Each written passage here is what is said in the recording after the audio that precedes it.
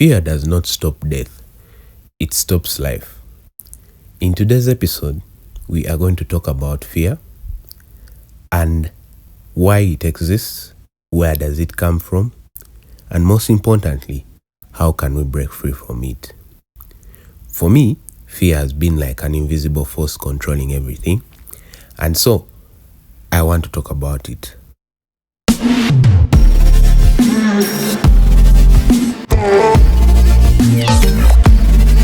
This is Beizzo's Kiboozi. Hey guys, welcome back to yet another episode of Beizzo's Kiboozi, where we dive deep into life topics, self-improvement, and everything in between. For today's topic, it's fear. Let's start with a question. What really is the root cause of fear? I've come to understand that it's actually rooted in our early experiences. For me, it started at home, my early relationship with my father. Now, me and my father, that relationship was based off fear when I was young. I feared this guy so much. And when I look back, this held me back so much. I feel like I missed out on the early benefits of life. The free pocket money, the PlayStation games and all that, things like that. I feared to ask for them because our relationship was based off fear. In our culture, the African culture, the father figure is a source of authority. And in my case, it meant constant walking on thorns. Every time, everything I would do, I was feeling that pressure all the time. And yet it was at a very young age. I avoided certain conversation, certain decisions. I even missed out on some passions in my life because I thought Muzei was watching. I was always seeking approval. I was always wanting to be liked. Even my academics or personal goals was all centered around whether I was pleasing my dad or turning out to be not the black sheep of the family. But I realized later that I was going to be either way, because guys did sciences, I chose to do arts, I chose to be different. And I don't think being different was bad, but I learned later that this fear held me back a lot. And that's why I'm talking about it today. All this fear conditioned my life to be a people pleaser. In almost every aspect, I feared being judged by others. And the funny bit is that we all fear being judged by others. But what we forget is that everything we do is judged. And even everything we don't do is judged. So you can't escape judgment. I feared being judged by my father. But later, as I grew up, I learned that this guy was not bothered. For him, he thought he was parenting. Or he thought I was okay.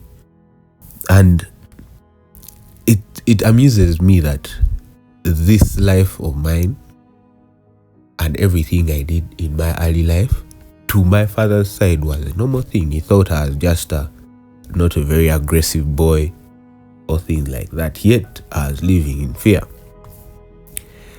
I wanted to be more like what everyone would say, the most humble kid, the most silent kid, because I wanted people to like me. You know, when you talk a lot, when you're so stubborn, people hate you, or people tend to have a dislike for you. I had the insecurity that I wasn't being loved, so I wanted people to like me. But here is a problem, and I realized this later. People were not bothered.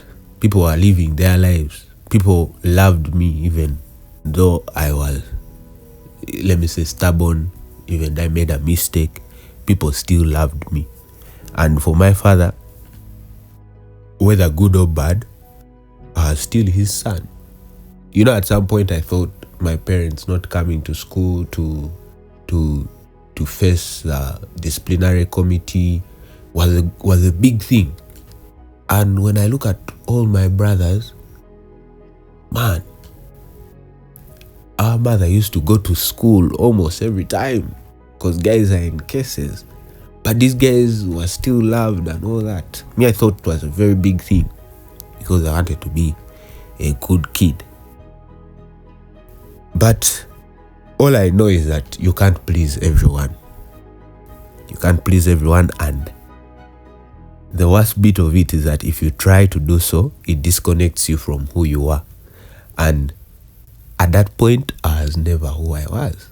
I was a very scared boy. I had very low self-esteem. And I think if I met my younger self, he would be very surprised on how far I have worked on my self-esteem. In my experience with fear, even today, I'll tell you, fear is a powerful manipulator. It's a very, very powerful manipulator. And it convinces you that you're not enough, you're unworthy, you'll fail even before you try. In my case, it kept me from expressing myself authentically. I remember wanting to start this podcast, and for a long time, the biggest factor in my delay was fear. Voices always came to my mind and kept me in that phase of fear. Things like, what if people don't like what you say? What if no one listens? What if they judge me?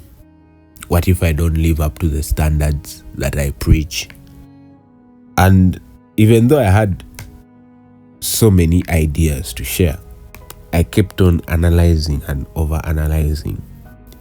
What people call analysis paralysis. Me, I call it the trap of fear. You're stuck in your head, playing scenarios, and while you're there in your mental theater, life is moving on. So I was in my mental theater and life was moving on. And the idea was stuck in the analysis stage for up to 2 years. So that's how fear can eat you up.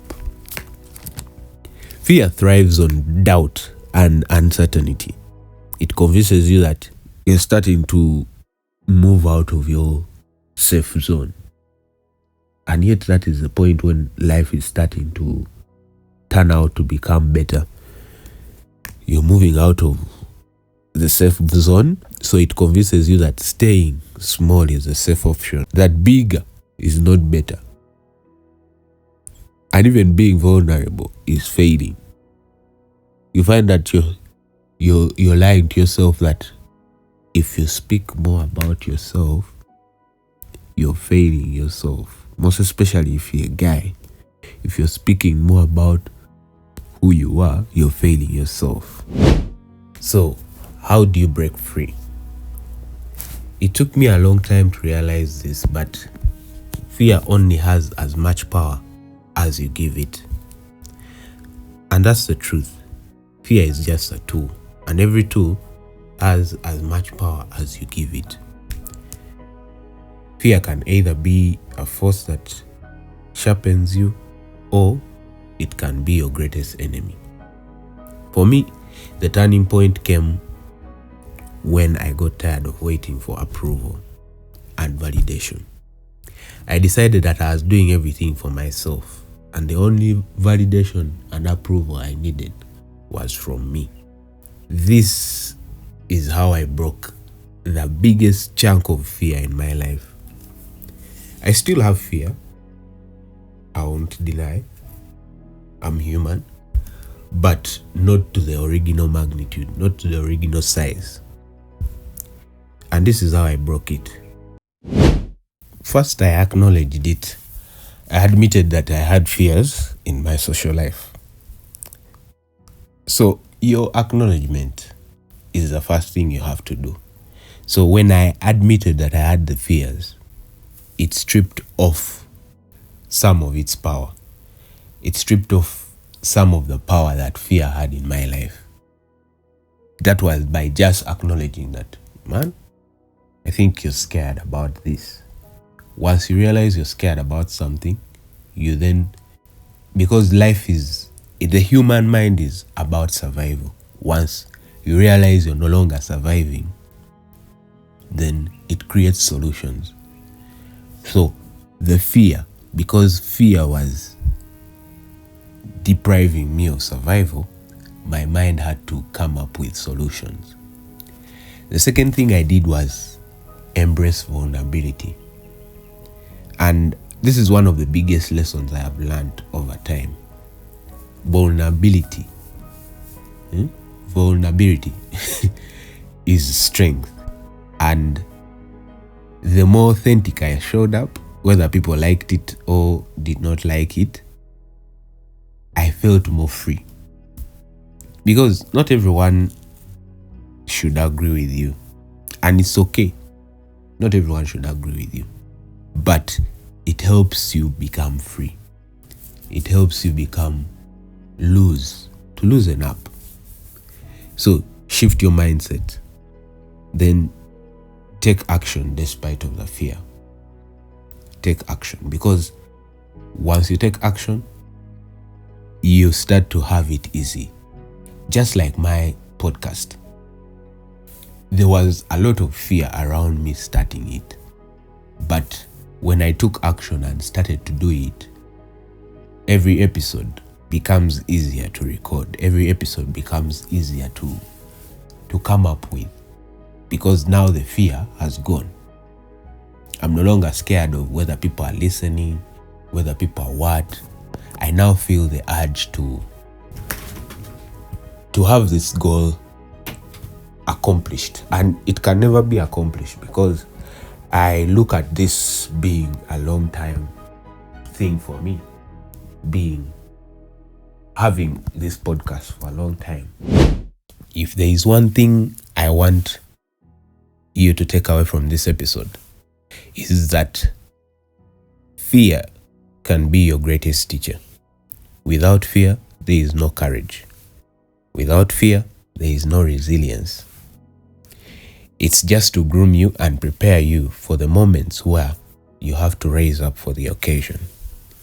Whether it's in your career, relationships, or your self-development, don't let fear hold you back from becoming who you're meant to be. I want you to look at fear in this perspective from now onwards. So get a pen and paper and write down in your free time, and write down a fear that has been holding you back, or the fears that have been holding you back. And next to them, write the worst thing that could happen if you faced these fears head on.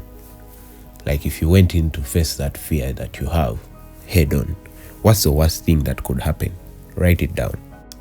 Then write what could happen if you don't face that fear. And if you weigh, at the end of it, when you see the comparison at a bigger perspective, you'll see that, and you realize that the cost of facing your fear is greater than that temporary discomfort that you have, that you don't want to face the fear. Fear will always be there, and don't let it control your life. Remember, fear stops life and not death. And life is far too short for you to let it be keeping you, for you to let the fear keep you from your potential. So, I think that's it. Thank you for tuning in today. If this episode resonated with you, please share it with someone who may need it. And as always, I'll catch you on the next episode of Beizzo's Kiboozi. Stay fearless, my friends. See you soon.